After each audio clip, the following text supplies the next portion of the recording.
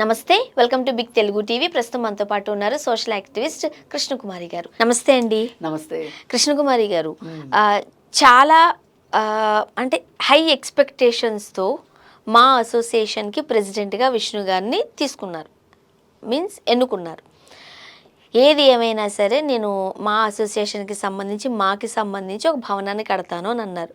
And ఆయన దగ్గర డబ్బులు బాగానే ఉంటాయి కాబట్టి ఒకవేళ ఫండ్స్ వచ్చినా రాకపోయినా ఎలాంటి ఇబ్బందికరమైన పరిస్థితులు వచ్చినా దాన్ని ఫేస్ చేసి ఆయన కట్టగలరు అని అనుకున్నారు. ఎక్కడ కనిపించట్లేదు. తమిళ్ వాళ్ళు ఆల్రెడీ కట్టేసుకున్నారు కూడా, ఆ సంఘం వాళ్ళు. మరి ఏంటి పాపం, మీరేం చెప్తారు? ఇప్పుడు విశాల్ వాళ్ళు నడిగర్ సంఘం బిల్డింగ్ కట్టేదాకా నేను పెళ్లి చేసుకోను అన్నాడు. అవును, అన్నట్లుగానే కట్టేసుకున్నారు. పెళ్లి చేసుకుంటాడో లేదో తర్వాత సంగతి. చేసుకున్నా చేసుకోకపోయినా, చేసుకుంటే వార్త అయ్యేది కానీ చేసుకోలేదు కాబట్టి అతని పంతం నెరవేరినట్టే లెక్క. అవును. మరి అదే విధంగా ఇక్కడ మా అసోసియేషన్కి కూడా నేను బిల్డింగ్, నా టర్మ్ లోపల నేను బిల్డింగ్ కట్టకపోతే నేను నా పేరు మార్చుకుంటాను, అవసరమైతే నా ఇంట్లో డబ్బులు తీసుకొచ్చి కడతాను అని చెప్పి మంచు విష్ణు చెప్పి చాలా డబ్బులు ఖర్చు పెట్టి ప్రతిష్టాత్మకంగా తీసుకుని ఒక చిరంజీవి వర్గం మీద పోరాటం లాగా, చిరంజీవి మీద గెలుపులాగా, ఇది మోహన్ బాబుకి చిరంజీవికి మధ్యలో అది లెజెండరీ సెలబ్రిటీ వార్ లాగా జరుపుకున్నారు. అవును. అంటే వాళ్ళు 75 సంవత్సరాల వజ్రోత్సవాల్లో వాళ్ళిద్దరు పోట్లాడుకున్న విధానం ఉంది చూసారా, దానికి రివెంజ్ తీర్చుకోవాలనే ఉద్దేశంతో మెగా కాంపౌండ్ నుంచి వచ్చిన ప్రకాష్ రాజ్ని ఓడించడానికి మోహన్ బాబు ఏంటి, విష్ణు ఏంటి, ఆఖరికి అప్పుడు మనోజ్ కూడా సాయం చేశాడు. అలాగే చాలా మందిని కూడగట్టుకుని బోలె డబ్బులు ఖర్చు పెట్టి ఎలక్షన్లో గెలిచారు. అది నేను గెలవటం అన్ను, డబ్బులు బోలెడు ఖర్చు పెట్టి కొనుక్కున్నారని అంటాను నేను. సరే, ఏదైతే ఏమి గెలిచాడు. మా అసోసియేషన్ బిల్డింగ్ వచ్చి ఉన్నట్లయితే గనక మనం హ్యాపీ అయ్యేవాళ్ళం, ఏవలే కనీసం చెడులో మంచి చూసేవాళ్ళం. అవును. అయితే అతను మళ్ళీ ఇప్పుడు నేను ఇలా మాట్లాడాను కాబట్టి నేను ఎక్కడ డబ్బులు ఖర్చు పెట్టాను అని మాట్లాడొచ్చు. కానీ రీసెంట్గా ఒక వేరే వాళ్ళకి ఇంటర్వ్యూ ఇస్తూ మీరు ఆ ఎలక్షన్కి చాలా ఖర్చు పెట్టారు కదా అంటే, అవును చాలా ఖర్చు పెట్టాను అని ఆయనే చెప్పేసుకున్నారు. కాబట్టి నేను ఇంకా సాధికారంగా మాట్లాడగలుగుతున్నా. అయితే మరి ఇంత చేసిన వాడు మా అసోసియేషన్ బిల్డింగ్ ఎందుకు కట్టట్లేదు?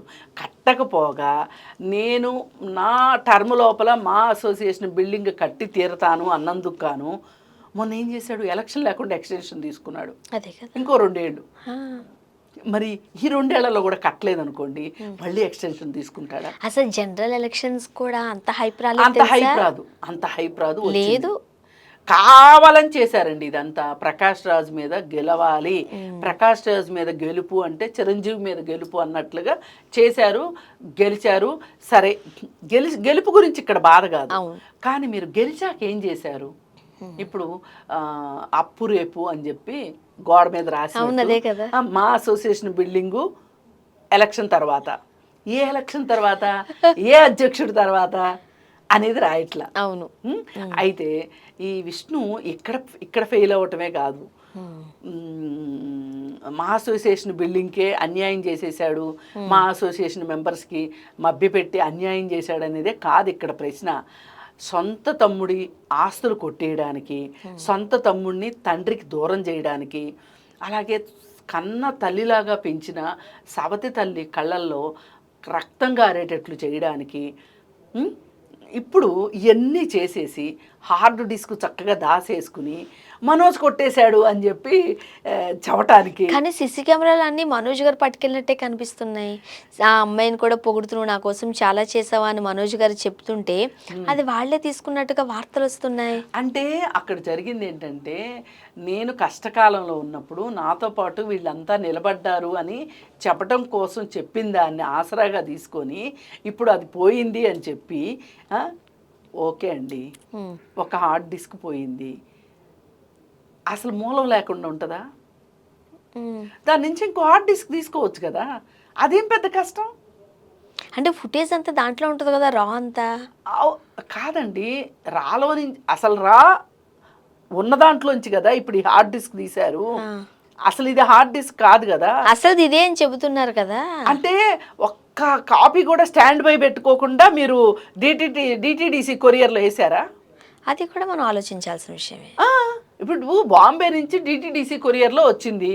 కొరియర్లో రాగానే ఒక అక్కడ పనిచేసే కుర్రాడు సంతకం పెట్టి తీసేసుకున్నాడు. అవును, తీసేసుకుని అదేంటో తెలియక ఏదో అంటారే గాడిదకి ఏం తెలుసు గంధ చెక్కల వాసన అన్నట్టు ఆడక్కడ పడేసి అది ఇది చాలన్నట్టు అక్కడ ఊడ్చుకుంటూ తిరిగి అమ్మాయికి తీసి ఇచ్చాడు.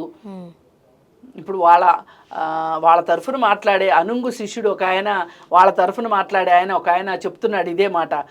ఒక పనోడు తీసుకున్నాడు, ఇంకొక పనిది తీసుకుంది, దానికి ఏం చేయాలో తెలియక వాళ్ళు మాయం చేసేవాళ్ళు కాదు, మాయం చేసేవాళ్ళు అయితే ఊడ్చుకుంటా తుడుచుకుంటా ఎందుకుంటారు అని చెప్పేశాడు ఈయన చెప్పేసి మళ్ళీ ఇప్పుడు ఆ అమ్మాయే తీసి ఆ అమ్మాయి మనోజ్కి ఇచ్చింది అనేది పుట్టిస్తున్నారు. నిజం కాదంటారు? ఖచ్చితంగా నిజం కాదండి. ఎవరైనా సరే ఇప్పుడు అంత పెద్ద విషయాన్ని కొరియర్లో పంపిస్తారండి ఎక్కడన్నా? ఇప్పుడు అదే అంటా నేను కూడా. కొరియర్లో పంపిస్తారా? కొరియర్లో పోనీ జిరాక్స్ పంపించారన్న అర్థం ఉంది. ఇప్పుడు అమెరికా నుంచి ఇండియాకండి ఒరిజినల్ డాక్యుమెంట్లు వస్తుంటాయి ఒక్కోసారి. అవును, ఎందుకు రావు? వస్తాయి. కొరియర్ వాళ్ళు అంత ఆషామాషిగా చేయరు. అది ఇంటర్నేషనల్ కొరియర్, డిటిడిసి అంటే. అవును అవును, తగు జాగ్రత్తలు తీసుకుంటారు. అండ్ మన వైపు నుంచి మనం కూడా కాస్త కేర్ఫుల్ గా ఉంటాంగా. ఇప్పుడు ఎవరైనా అండి అంత విలువైన దాన్ని ఒక్క కాపీయే పెట్టుకుంటారా? అంటే భయం ఏంటంటే, అంటే మనకు వచ్చిన భయంలో ఒకటి నిజంగానే అలాంటిది ఏదన్నా వాళ్ళ దగ్గరికి వెళితే లీక్ చేస్తే ఏంటి? ఎవరు లీక్ చేస్తే? ఎవరి దగ్గరైనా ఉందో వాళ్ళు లీక్ చేస్తే ఏంటి? ఏమవుతుంది? ఎవరు లీక్ చేశారో తెలుసుకోలేనంత సాంకేతికత అయితే లేని పరిస్థితిలో లేము. ఇవాళ చాలా సాంకేతికత ఉంది. ఎప్పుడు ఎవరు ఈ భూప్రపంచంలో ఎక్కడి నుంచి ఒక వార్తని మనం సోషల్ మీడియాలో వేసినా కొంచెం లేట్ అవుద్దేమో కానీ పట్టుకోగలం ఎవరనేది. అలాగే ఇప్పుడు దీన్ని కూడా ఎవరు రిలీజ్ చేసినా కానీ ఆ రిలీజ్ చేసిన పట్టుకోవడం పెద్ద కష్టమేమీ కాదు. అందుకని ఇంత తలనొప్పిని ఇంకెవడో పెట్టుకోవడం ఇది సైబర్ క్రైమ్ కింద వస్తుంది. ఎవరు పెట్టుకోరండి. అండ్ అలా లీక్ చేసినా కూడా తప్పే. అది లీక్ చేస్తే చాలా పెద్ద తప్పు. కంప్లైంట్ ఇస్తారు, శిక్షలు పడతాయి. శిక్ష పడుతుంది. అంత ఈ ఫులిష్ గా మనోజ్ చేస్తారా?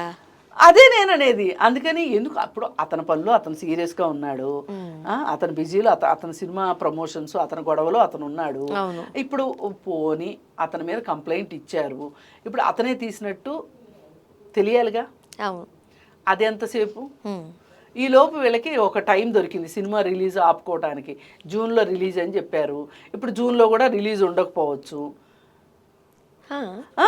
మరి అది దొరకందే. ఇప్పుడు ఒక కాపీయే ఉందంటున్నారు, అది దొరకలేదు. అది దొరికేదాకా సినిమా. పైగా ఇంత జరుగుతున్నా ఆయన శివాలయాలు క్షేత్రాల చుట్టూ అంత ధైర్యంగా ఎలా తిరగలుగుతున్నారు అనేది కూడా ఒక డౌటే. అదే అనేది. ఇప్పుడు చూద్దాం మరి. ఇప్పుడు కక్షలు తీర్చుకోవడానికి ఎక్కడా కుదరట్లేదు మనోజ్ మీద కక్ష తీర్చుకోవడానికి. ఈ విధంగా ఒక దొంగను కూడా చేసేస్తే చూద్దాం. అదే మీరు అన్నట్టుగా అందరి దగ్గర ఇప్పుడు టెక్నాలజీ పెరిగిపోయింది కాబట్టి ప్రూఫ్స్ వస్తాయి, తెలుస్తుంది ఏం జరిగింది అనేది. చూద్దాం. Thank you so much. Thank you.